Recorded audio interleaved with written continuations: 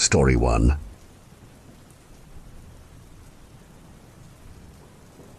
Weston Pierce had a regular weekly routine.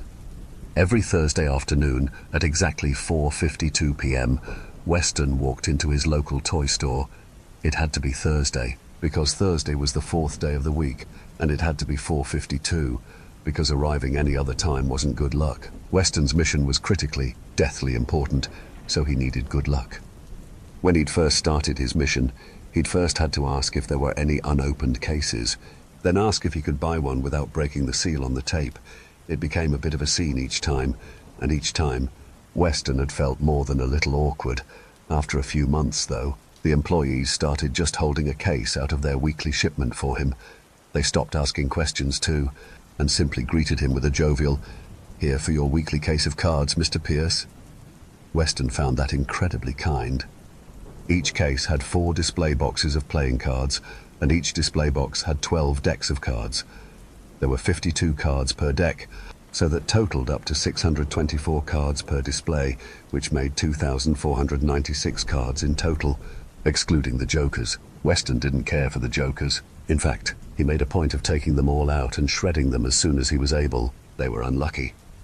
Once Weston had his case of cards, he would head out to his car, toss the receipt into the back seat, and drive home. He'd spend the rest of the evening alone, beginning the process of sorting through his new playing cards to find the special ones. If he was lucky, he'd find one. On some of his luckiest nights, he would even find 2. Most weeks, though, he would go through the entire case and not find a single special card. It was a disheartening struggle, but he wasn't going to give up. His mission was too important for that, more important than anything else he'd ever done.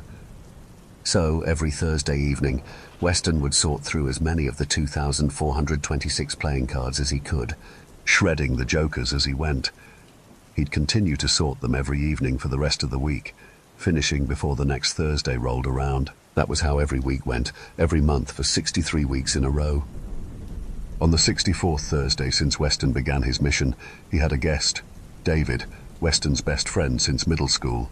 David's car pulled into the driveway at 6:31, which was not the agreed-upon time. Thankfully, he didn't get out right away, idling politely outside for a few moments before approaching the front door. Weston used the extra time to put away the deck of cards he'd been combing through, setting it on top of the now open case and pushing the whole thing under the coffee table. When David knocked at exactly 6:33, Weston called out, "It's unlocked!" David opened the door and stepped in, balancing a bag of takeout in the crook of his arm and a drink carrier in his hand. "Hey, Wes," he called out. "You want this in the living room or the—" He paused as he stepped out of the entryway, an odd look on his face as he looked around the space. "Here in the living room is fine," Weston said, gesturing to the coffee table before moving an open case of loose cards off the couch. "Sorry about the mess. I haven't really had the chance to tidy up lately." "Oh, it's fine," David said, stepping around a stack of empty playing card boxes to set the food on the coffee table. "You've obviously been pretty busy. Card hunting again?" "Yep," Weston said, smiling a bit as he gestured to the new case under the coffee table. "Getting started on another box just today, actually.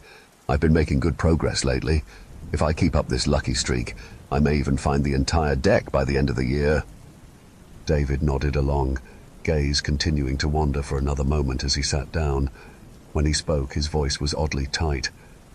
That's great, man," he said. He took a deep breath, then continued, "That's awesome. So, you hungry?" Weston settled on the couch next to David, smiling as his friend divvied up food. It was sweet, how emotional David got over Weston's progress sometimes. It showed how much he cared.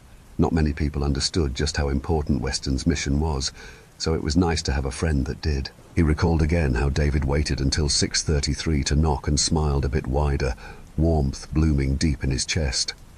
After basking in the feeling for a few seconds, Weston looked up from the coffee table to see David watching him expectantly. "Oh, shoot," had David been speaking. "Sorry, I was lost in thought," Weston said. "Did you ask me something?" "Just if you want ketchup or honey mustard for your fries," David offered again. They were out of barbecue. Weston nodded, reaching for the TV remote. "Honey mustard works. Do you want to watch a movie?" "Sure, man," David agreed. Did you ever get the chance to go see The Corner of Your Eye? It's streaming if you didn't. Oh, it's streaming already, Weston said. Wow, no, I didn't get the chance to see it. I guess with as much work I've been putting into my deck lately, I lost track of the date. It's coming along well, at least. I think I might even be able to finish it by the end of the year. David nodded, nudging the carton of fries toward Weston. Yeah, you mentioned. That's great, dude. Oh, Weston had already said that, hadn't he? Well, David didn't seem to mind. Do you want to see it? He asked. Your deck, David clarified. At Weston's nod, he continued. Yeah, I'd love to. Let's eat first, though, all right? Weston beamed. Sure, he agreed. Then, gesturing to the TV with the remote, he asked, What do you want to watch? David pulled a burger box out of the paper bag and suggested, Why don't we watch The Corner of Your Eye? Weston hadn't realized how hungry he was. He was a little embarrassed by how quickly he finished his food, tearing through a large fry and a double cheeseburger until he found himself uncomfortably full. David, endlessly understanding, didn't tease him for it. He did seem worried, though, asking Weston gently, Have you been eating okay, man? Yeah, I've been eating, Weston said. I guess I was just hungry tonight. David didn't look convinced. Yeah? Well, what else have you eaten today? He pressed. Weston thought about it. He could have sworn he'd eaten something, but mentally walking back through his day, he was drawing a blank. He skipped breakfast, but that was normal. He remembered feeling hungry later in the day, and didn't he eat something? I had a pack of peanut butter crackers earlier, he recalled. Other than that, though. That's good, David said, but that's not a full meal. Dude, you've got to start eating. I eat, Weston protested. Maybe I don't always eat well, but I eat. David rolled his eyes, and Weston may have been offended if it came from anyone else. You need to start eating well, then, David amended. Come on, man. You were doing really well last week. Would it help if I started bringing over groceries? Weston startled. You came over last week. Silence hung between them. David set down his soda and turned to face Weston properly. Oh, no. Yeah, Wes, he said, gentle and concerned in that weighted way that Weston hated. I brought dinner last Thursday, too. Do you remember? Weston didn't answer, because why should he? They both knew what his answer would be, and when he told David that he didn't, David was going to ask him, Have you been taking your meds like you're supposed to? Shut up, Weston snapped, frustration burning through him and boiling his blood into venom. Don't even ask me that, David. I don't want to talk about it tonight. David fell silent again, and Weston turned back toward the TV, not wanting to meet his gaze. He knew what he would find there, and he didn't want to see it. David was supposed to be his friend. He was supposed to understand. Why couldn't he just let Weston be? Apparently, Weston was going to have a lucky night, because that's exactly what David did. He stayed silent, letting the movie play. When Weston dared to glance David's way, he found that David wasn't looking at him at all. He was focused on the screen, expression blank in a way that chilled Weston's anger and curdled it into guilt. It took a few more minutes, but Weston slowly calmed, the edges of his eyes beginning to sting. I'm sorry, he said softly. I didn't mean it. I know you didn't, Wes, David replied just as gently. I'm sorry for asking. It's none of my business anyway. But you're only asking because you're my friend, Weston said, pressing his hands against his eyes as if he could keep the tears in by force. You're asking because you're worried about me, and I yelled at you for it. David leaned forward to pick up the remote. You didn't yell, he said as he turned the TV off to talk. And even if you did, I forgive you, man. We're okay. Why? Weston nodded, sniffling and slowly lowering his hands from his face. We're okay, he agreed. He took a few more deep breaths, letting himself calm the rest of the way before he spoke. I haven't been taking them, he admitted. My pills. I know I'm supposed to. I know I'm more organized when I'm taking them, and it's easier to take care of my body, but I don't feel like me, David. The world gets so dull, and I'm so disconnected from things, and I just can't do the things I need to do when I'm like that. I didn't find a single special card while I was on that medication, you know that. I couldn't even feel what was special about the cards I'd already found anymore. They were just cards. Yeah, David said, frowning a bit. That sounds really unnerving. The psychiatrist said that might happen, though, didn't she? Did you ever go to that follow-up to talk with her about it? Weston shook his head. I was scared, he admitted. I was scared that she was going to tell me it was a good thing. I was scared she'd tell me it's all in my head. It's not, David. I know it's not. Those cards really are special. And there are more of them out there. If I can just get an entire deck together, I'll finally be able to find my mum. David took a long, deep breath in, then released it in a sigh. I know, Wes, he said, and I'm hearing you. Finding your mum. It's really important to you. That kind of thing would be important to anybody, but you can't neglect yourself over it. He reached out and put a hand on Weston's shoulder. You need to take care of yourself, man. You need to be able to function. At the very least, you've got to remember to eat.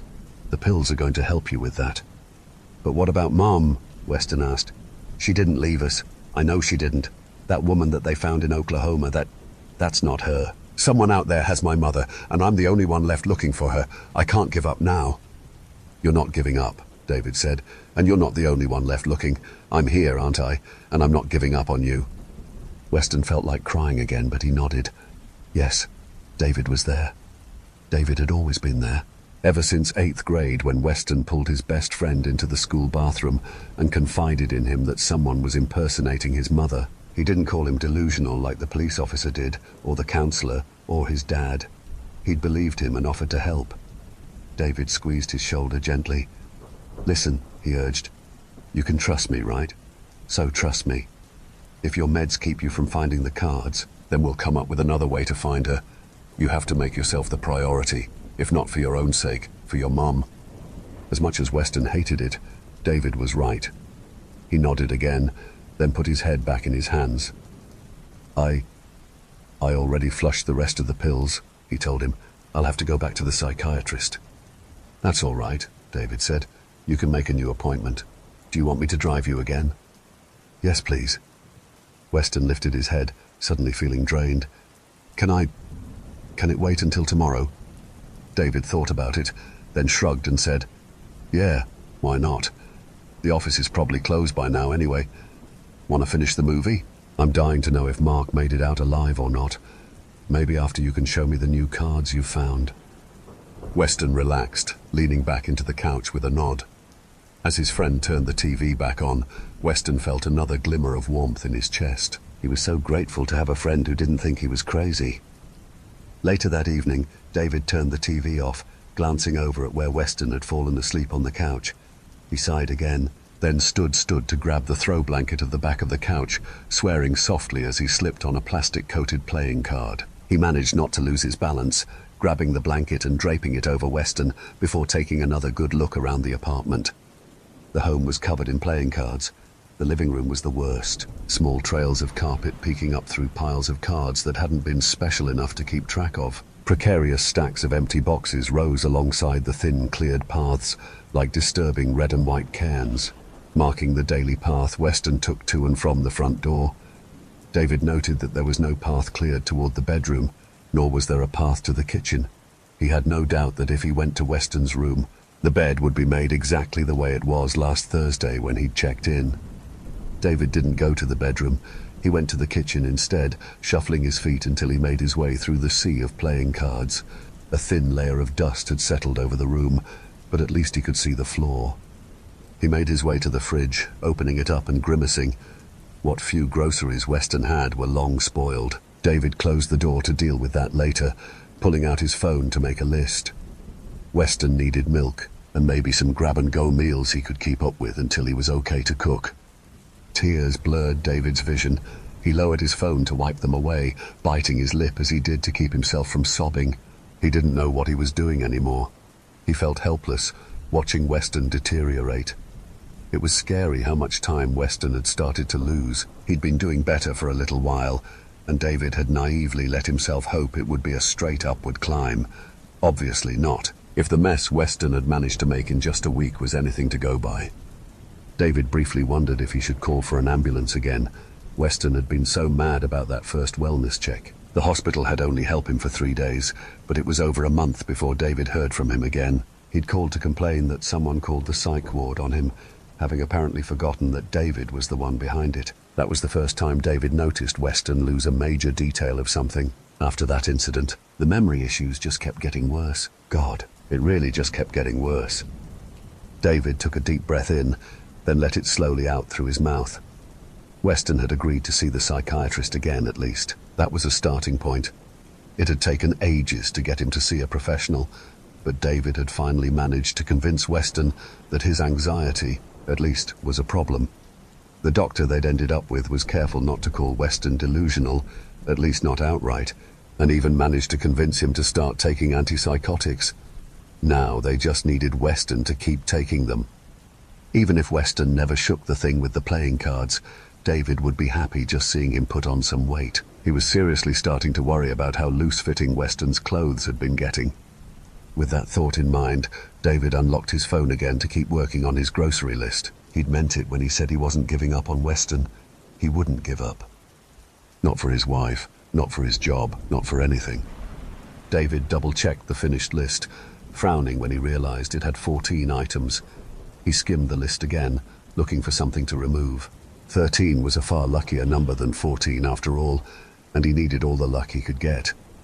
He was on a mission to help Weston after all, and his mission was critically, deathly important.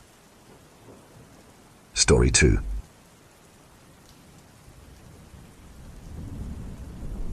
Tom Svinver barely missed the weight limit designed by the National Space Administration, who claimed that his extra 20 pounds would cost $250,000 to make him weightless. It was cost prohibitive to send obese people to space.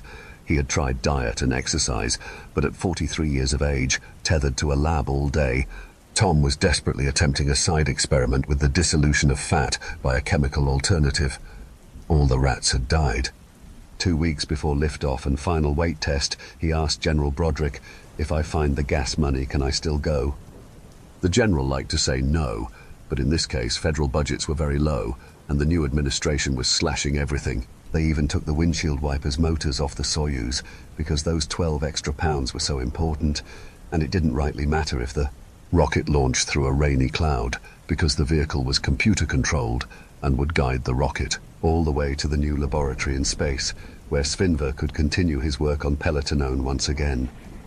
The general was very good at gambling, and had already found a co-pilot who was less than nourished, might suffer from EDS, Ellen Degenerate syndrome, and had low bone density. The fact was, the general wanted Dr. Svinver to suffer. "We expect your payment in 6 days. He stared at the fat scientist. "If any word of this leaks out, we're going to deny it and launch Schultze instead. Get to it then." Tom Svinver wobbled home and made final arrangements with this Gerber grow-up life plan administrator to borrow against the value of his payout for no longer living. He took out a hard money debenture on his house from the local mafia, liquefied his Toyota Prius by a title loan, and tried selling a few ounces of blood and plasma, but the market was down. At long last, he took out a 1892 S Barber quarter that his father had left and said, "Don't ever sell this coin unless your life depends on it." It was a rare high relief absconded from the mint in San Francisco at a time when old pure metals were told to be melted down for the silver standard. He dragged this over to Lawton Pawn and Jewelry and eagerly waited while the expert appraised its total value. Tom got just enough. He could go to space. Unfortunately, Tom was a stress eater and sadly got on the scales to see that all of his running around town hadn't helped the situation at all. The man had actually gained 3 pounds while suffering. What could he do? He tearfully called his college roommate, who had made a great amount of money in business. They were all businesses that didn't make sense, like unionized conversation hostesses, a coffee cafe for mushroom enthusiasts, and similar offerings. He explained to Oliver all his pain, how he had failed the BMI and would lose his opportunity to win the Nobel Prize. "Hold on, buddy." Oliver hit some buttons on his phone, and suddenly the chorus to Pigs in Space came over the cell tower and into Tom's ear, loud and clear. The businessman giggled and said, "Just kidding." Then he asked how much Tom had gotten together to pay for his weight. "Around 220, I'm all tapped out." Oliver was just so good at business, he said not to worry about anything and meet him over at the Nikolai for a drink. It was Oliver's version of a home office, and he had many strange characters who liked to play pirate at the old wharf.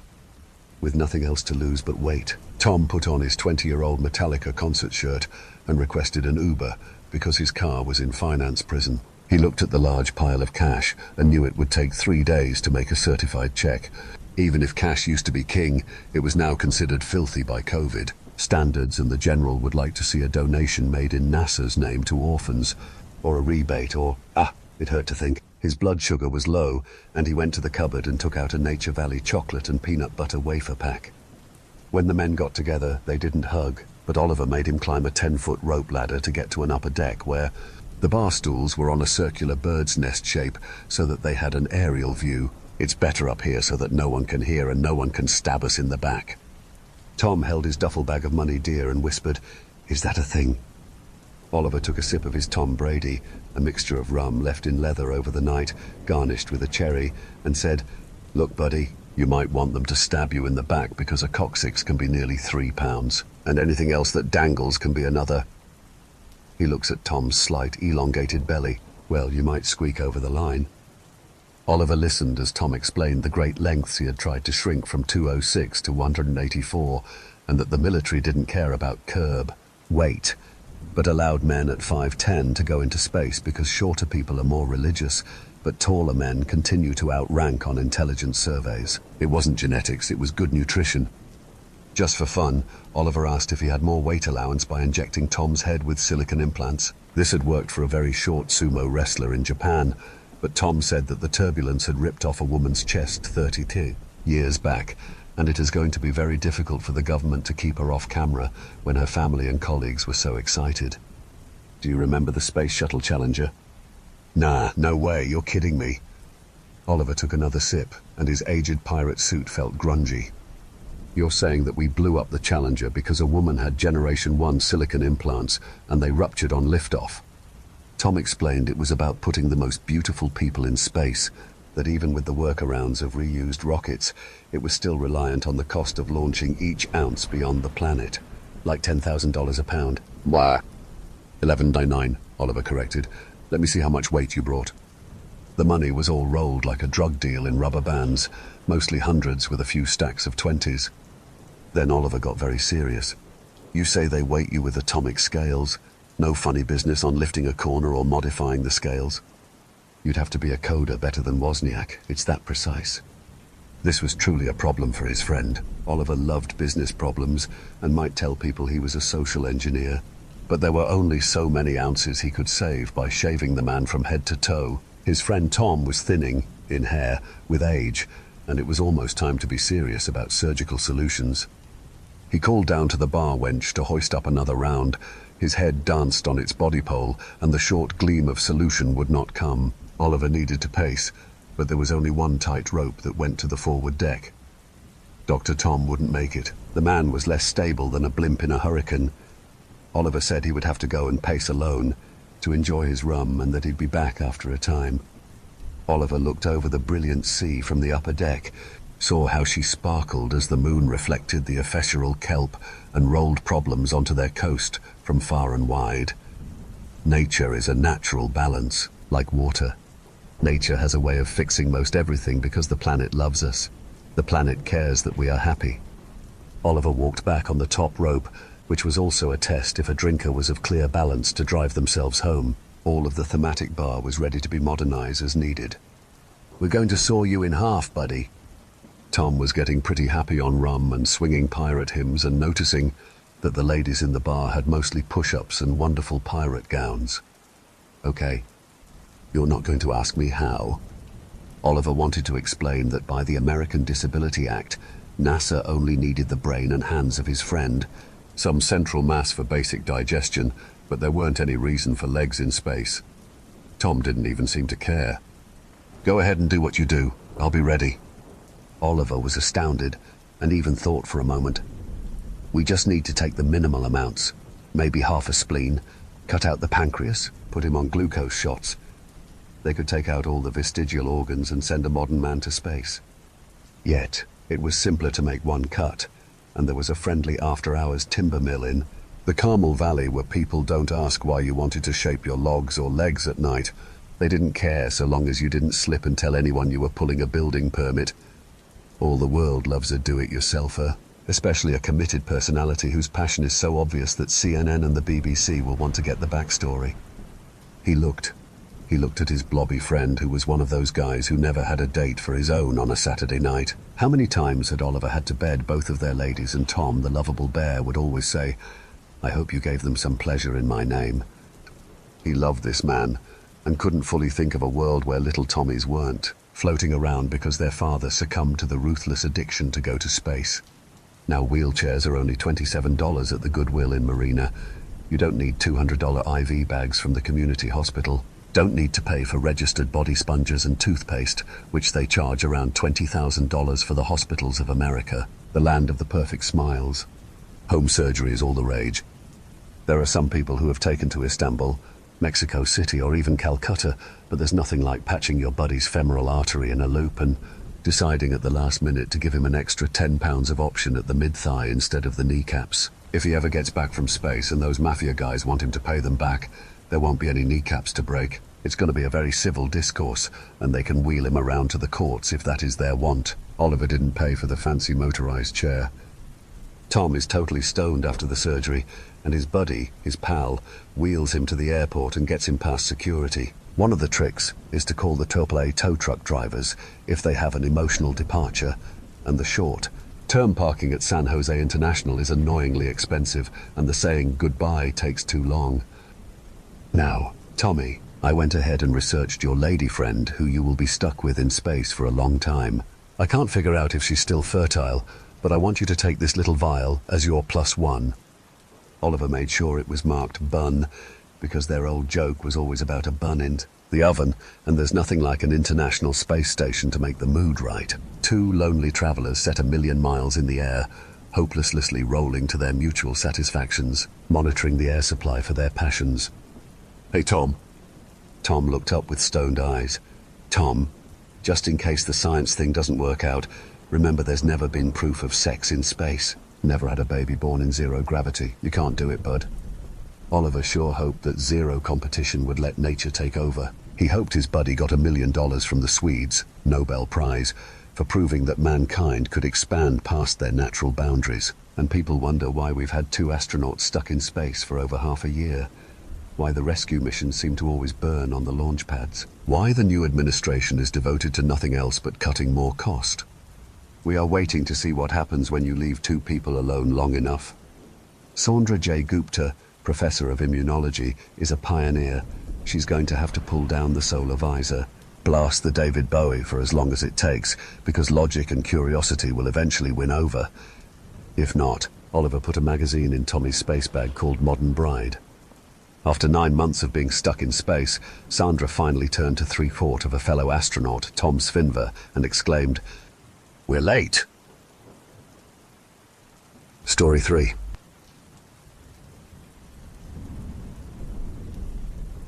The first problem was waking up in bed.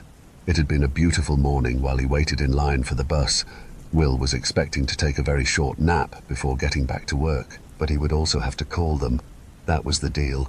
Family is family, and we don't get to choose them, do we? That was his thought as he put his knapsack on the floor, closed his eyes, and let the articulated city bus rock him gently into sleep in his seat.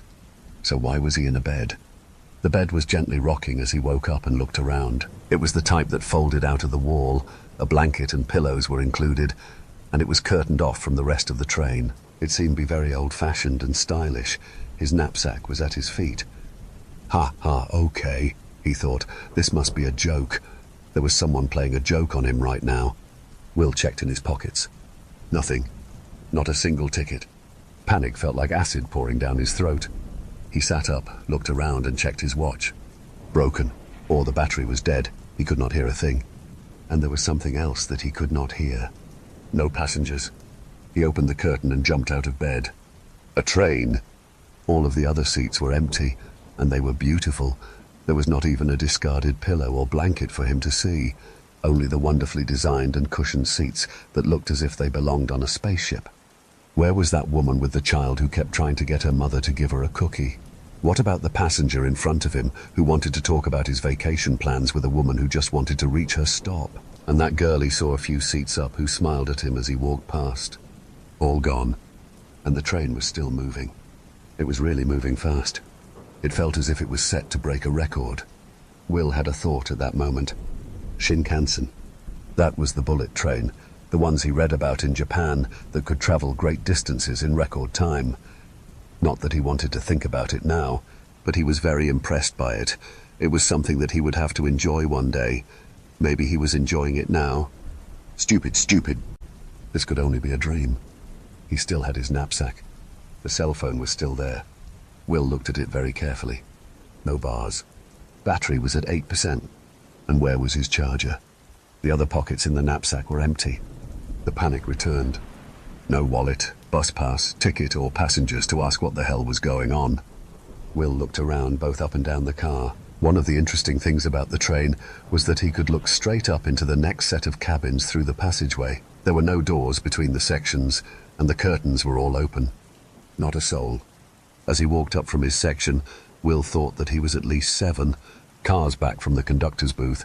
He looked out the window for the first time. Night. How long had he been asleep? Still in a dream, he thought. It had to be. As he walked past the empty seats, he saw a sign off in the distance through the window. He peered into the night and saw a large white sign approaching rapidly, indicating a station on their line. Will fell back into an expensive seat and felt ill. The sign said Lake Broadview. There was no real reason for him to keep walking. This had to be a dream or the worst nightmare of his life. The train could not be heading past the lake. That was impossible. There was only the one dirt road. The train was nowhere near that beautiful space. There was no way. She had been there with the whole family. They had all loved her. But that was several years ago. Why was this happening now? Will began to cry. Really, why was this happening now? For some reason, Will knew that he had to check his knapsack again. The photo was still there. It was a beautiful day of sunlight, camping and laughter. The train seemed to be getting faster. In fact, it was. A beautiful day when it all went terribly wrong, and he had wondered if there was some reason why he was doing what he did. The entire family had seen him on the shore. She could not make it back from the stand in the middle of the lake, and he just stood there. Will needed to clear his thoughts. At least he was in one of the better sections, he thought. The spacing was much more generous. The lighting was not an insult or attack on his eyes, and he did not have to explain his tears to anyone. He looked out the window again as another sign, again in white, passed him by. Lister. Of fucking course it was Lister. If this was really a dream, Will knew that he was moving deeper into the nightmare stage. His first job out of school, the first time he had any responsibilities over anything, or anyone. He had met her there, and she was working on shifts at a local cafe where he would have his lunches. It was an old-fashioned diner with those rotating stools, the chrome and the fixtures that you would expect from a trip back to the 1950s. That was why he bothered with the place that first week. But she was also there. She was the reason he kept coming back. And he felt the train get even faster, and was it getting harder for him to move? Was this what happened in Japan with passengers who decided to use those bullet trains? It was something to think about, just not right now. The cars were so quiet. The only thing that he heard was the tracks scoring against the body of this train, a vehicle that he never had any mystical or psychological ideas about worth noting. Will looked out the window again. Was this going to be his whole life? Was it all heading backwards to the very beginning? Lake Broadview to Lister to. He waited for the next sign. Nothing. And then he thought about his phone. It was now at 5%. He could send a text. With some effort, he tapped away. Mum, I'm not sure what is happening, but I am stuck on an empty train, and it is passing by the wrong stops. Not sure when I'm getting home. Sorry about this. Blah. Send. The worst part was the waiting for someone to answer. Will knew that his mother hated texting, but she was sure to pay attention to a message from a son she had not seen in such a very long time. She had to respond. She just had to. And nothing happened. Will felt the train getting faster. And there was something else he noticed. He could not get up. The chair was quite comfortable, and Will did not think much of his lack of movement until he looked at his knapsack in the adjacent seat. It was almost embedded into the leather. If he had to make a terrifying guess, he would say that the chair was eating it.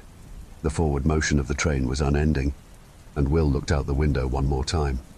One final sign was coming down the track.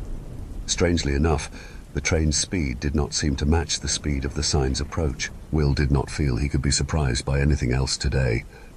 The sign was slowly coming into view. Home. What else could it say? What else did he expect from the last one on the line? Will knew that it had to be the last one. It all made sense. This must have been a dream. Why else was this going on? The only problem was that he could not deny the pain. After staring out the window, Will found it difficult to turn his head.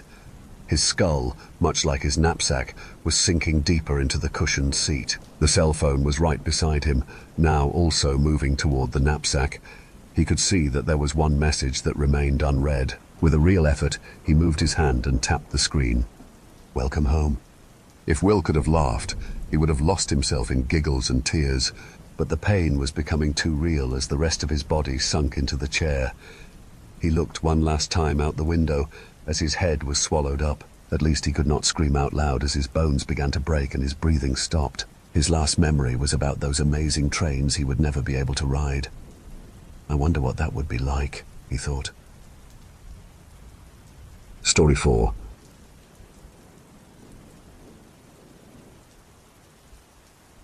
She first heard it while she was making coffee. The morning was already off to a rough start. Rachel had woken up, lazy and languid in the wake of her twice-snoozed alarm, and reached for her husband's side of the bed. Much to her disgruntlement, the spot where he should have been was empty and cold. She glared at the empty space for a moment, then promptly snoozed her alarm again out of spite. One of the downsides of working from home was she missed out on good morning kisses as Mark got ready for his morning commute. The upside, however, was she could take a few extra minutes to pout about it.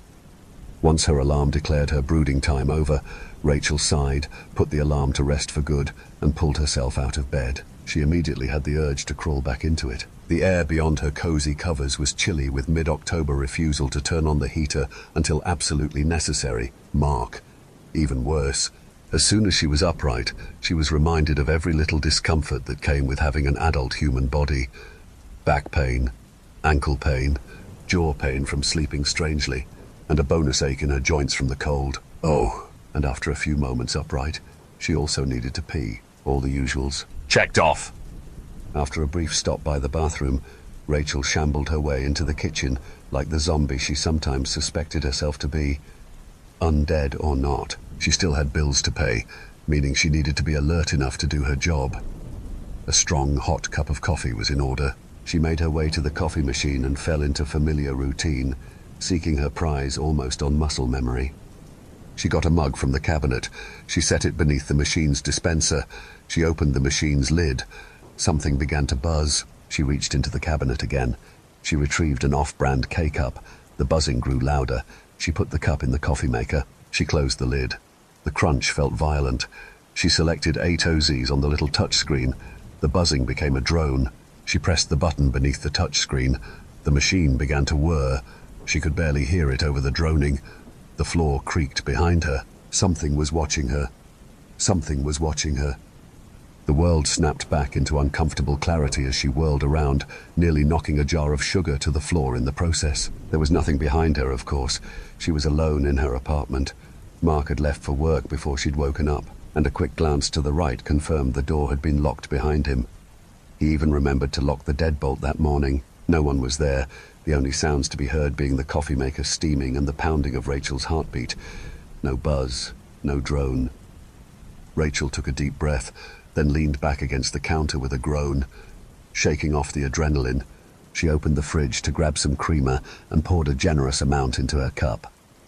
As she stirred her coffee, she reached for the pill container next to the kitchen sink. What better way to christen a fresh cup of coffee than by using it to wash down an unassuming little capsule? Not that she needed the coffee anymore. After whatever the hell that was, she was plenty awake.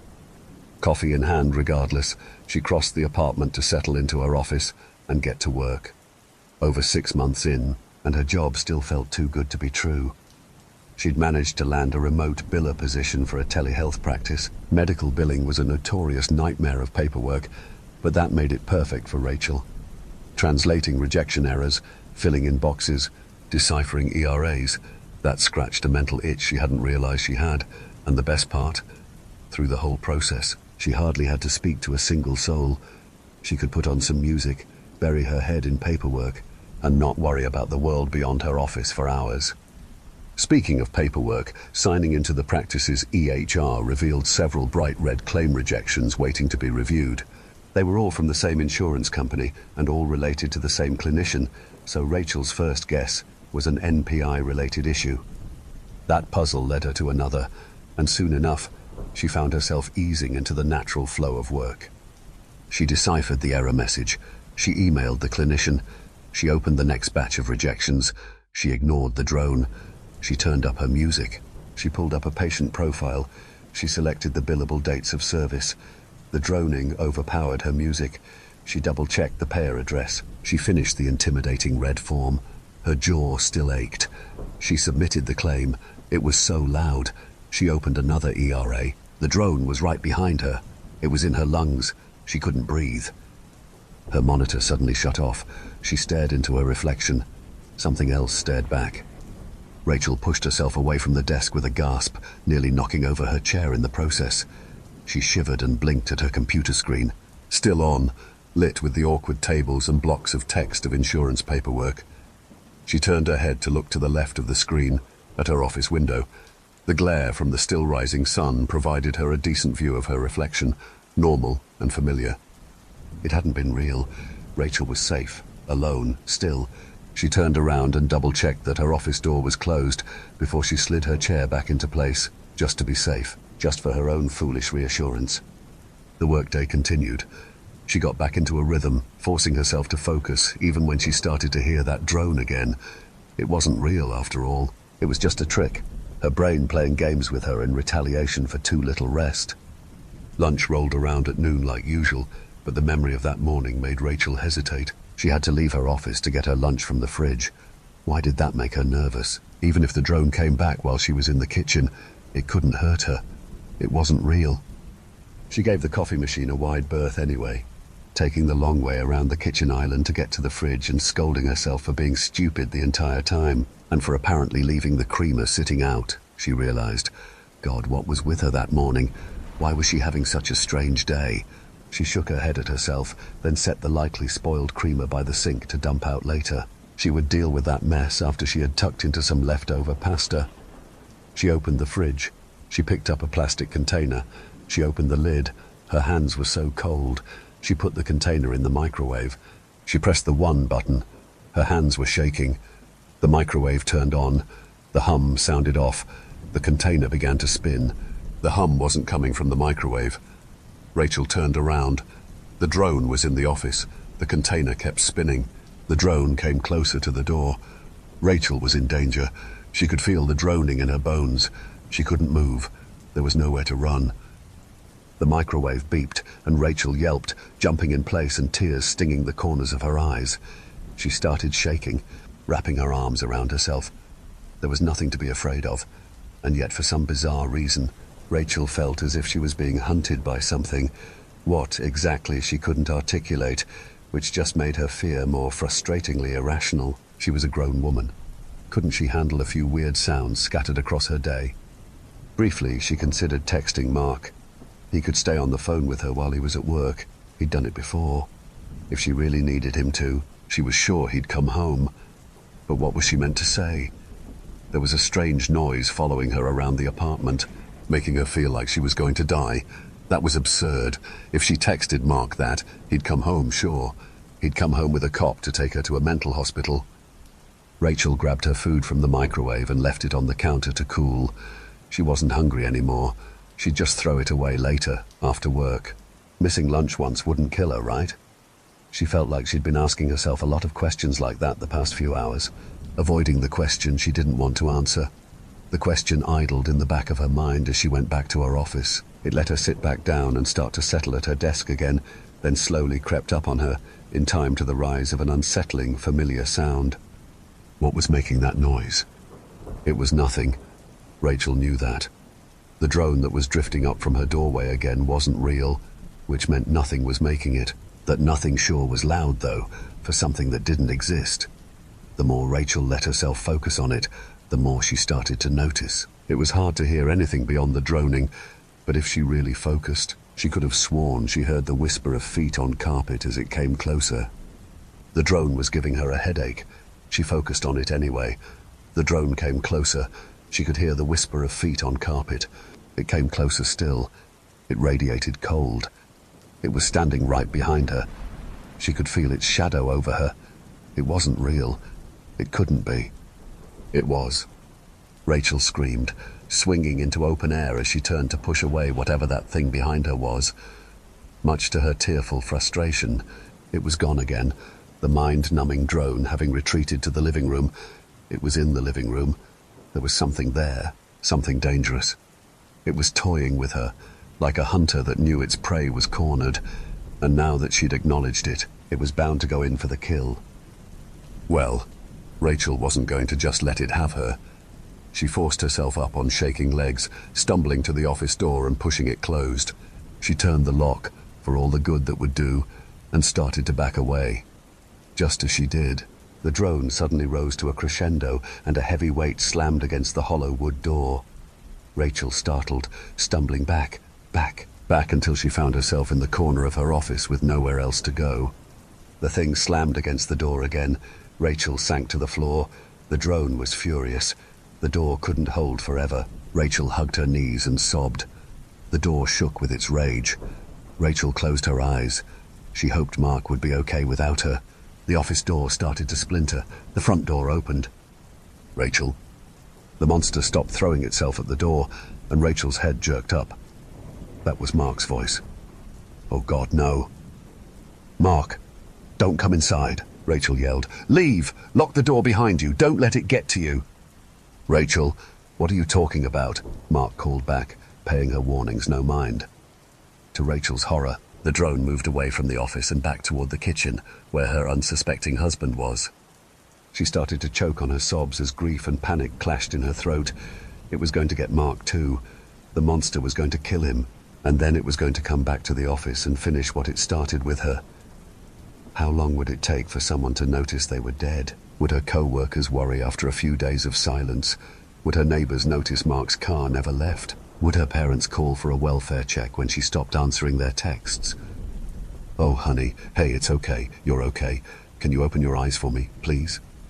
Slowly, disbelieving, Rachel opened her eyes. She lifted her head to find Mark kneeling in front of her.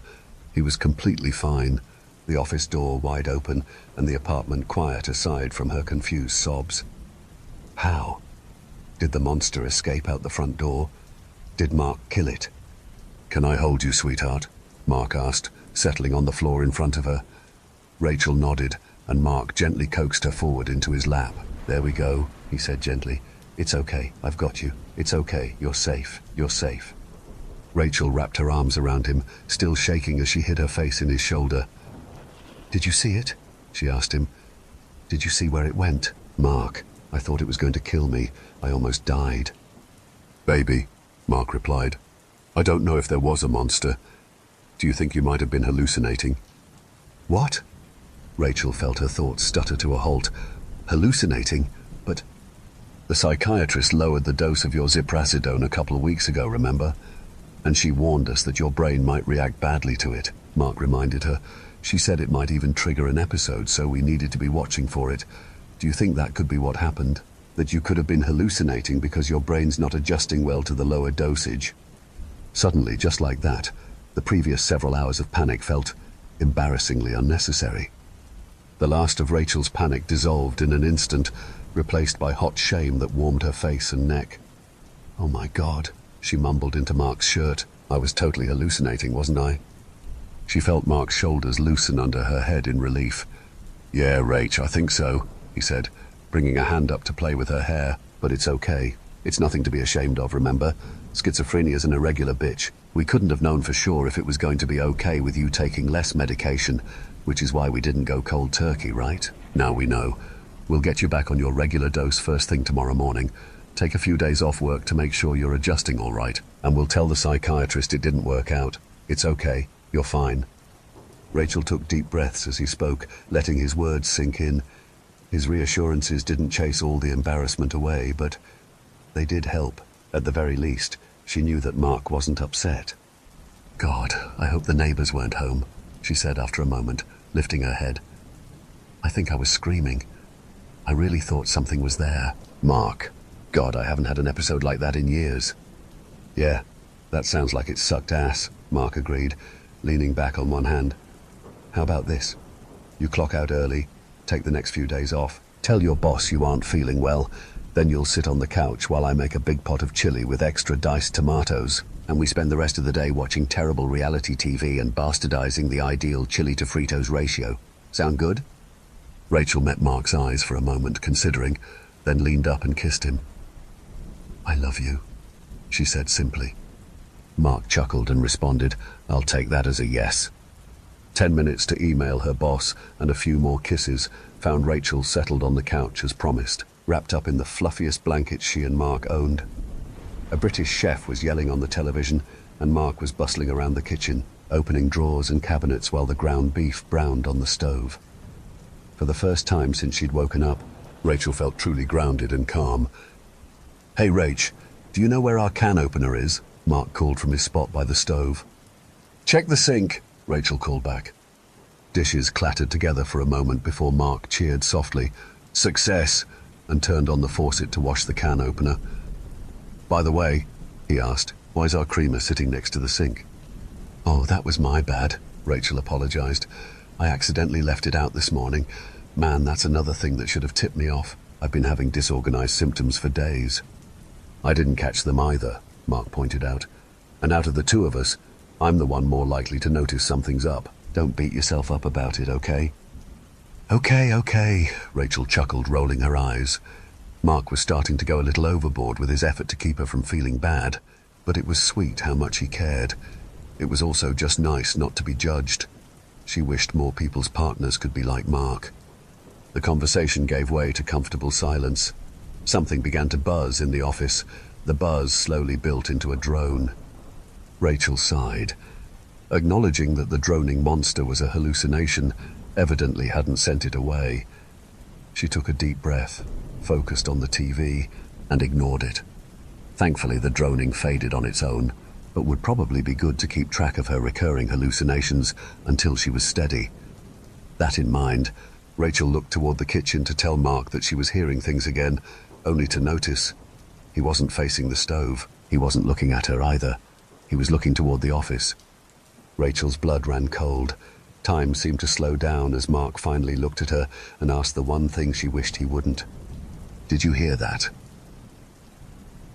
Story 5.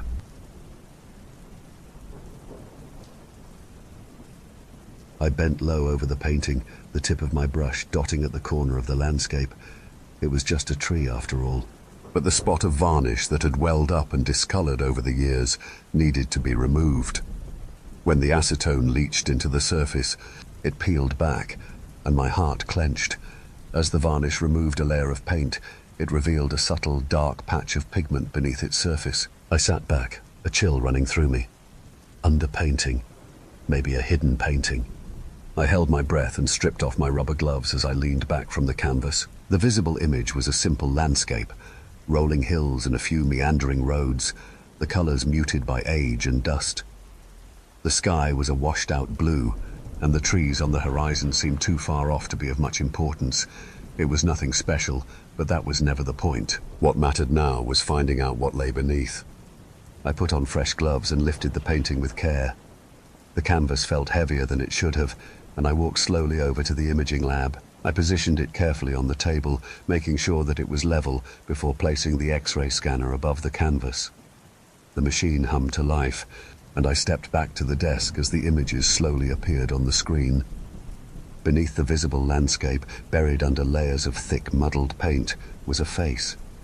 It was likely a woman, as I could see brushstrokes of long hair curling around her face beneath the layers. The image was ghostly, faint, and slightly blurred, but unmistakable. A portrait.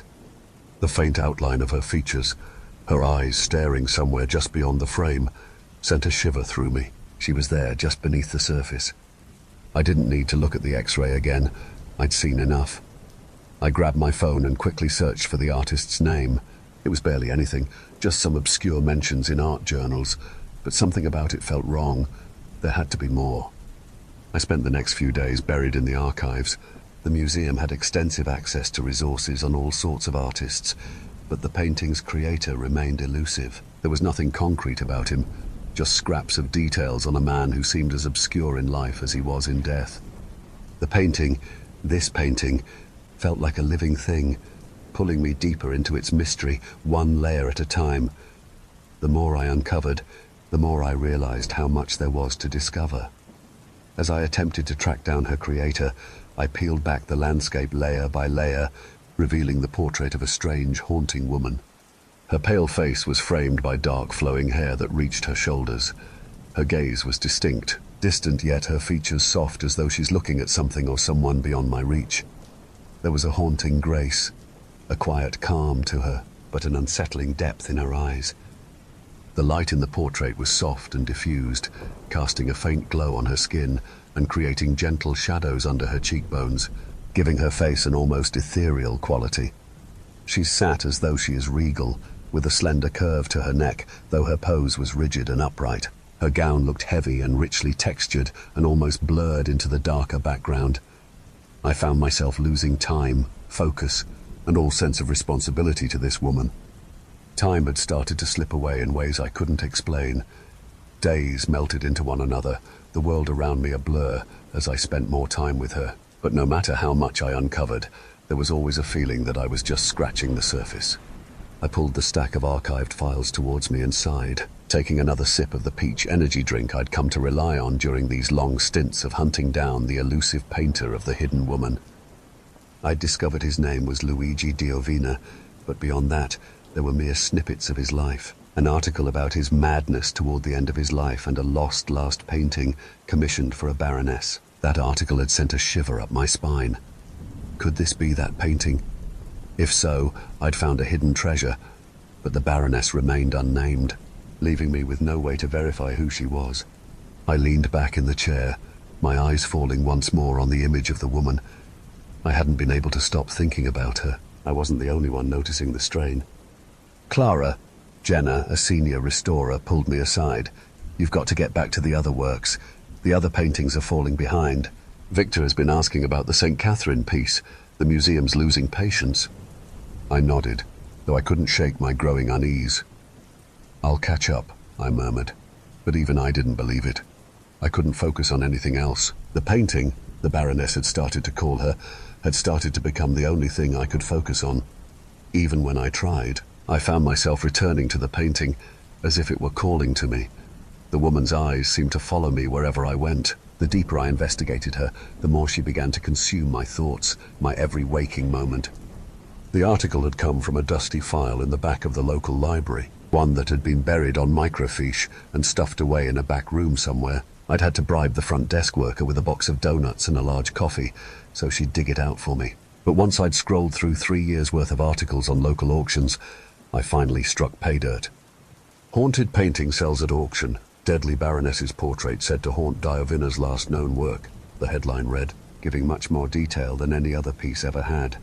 Though the Baroness was still unnamed, the full article mentioned the painter's dying days. Diovina's obsession with his final portrait left him a shadow of the man he once was. Those who knew him said he would often stand in front of the canvas, seemingly lost to time, as though the woman's eyes spoke to him. In his last weeks, it was rumored he painted over the face of the woman.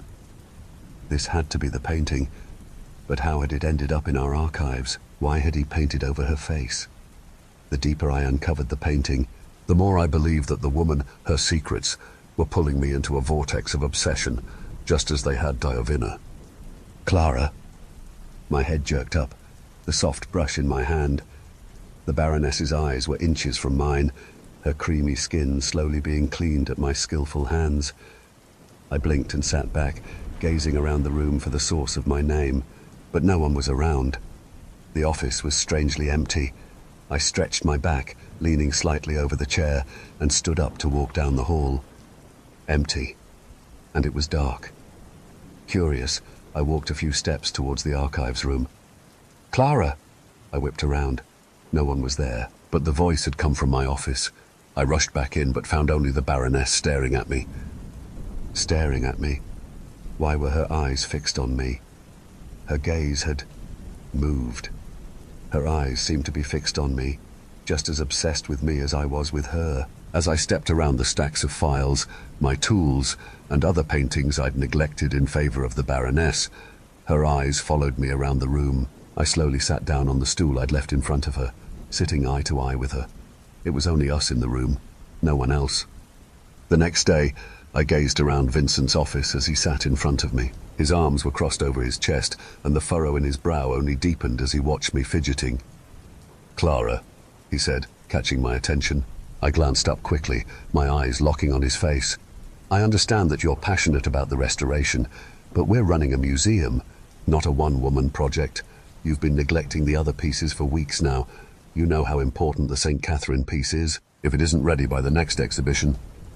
"I'll get to it," I said, cutting him off. I blinked rapidly. The St. Catherine piece was complex, but it was just a cleaning job, and since I didn't need to paint anything, I'd be able to finish it quickly. "Clara." My eyes widened as the familiar haunting voice called my name. "Do you realize how much time you've spent on this?"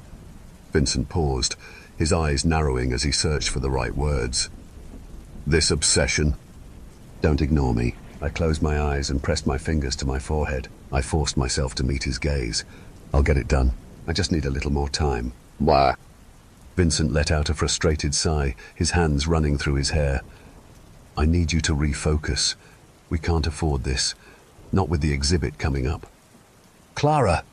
My head snapped up, but it was just me and Vincent in the room. I glanced down, my heart pounding. His hands were stained the same rusty red as the Baroness's dress, the splotches covering his fingers and seeping into his nail beds. "Clara," Vincent said sternly, though his voice was also tinged with worry. "You're letting everything else slip." He flicked through his computer and turned it to me, his stained fingers showing CCTV footage of the archives. "And is that me?" I asked, gazing at the screen. "Yes, you stood there for an hour like that, Clara, and this is a..." His voice trailed off as he checked the timestamp. His face grew increasingly lined with worry. "The point is, you haven't been yourself. You look like you haven't slept in days, Clara.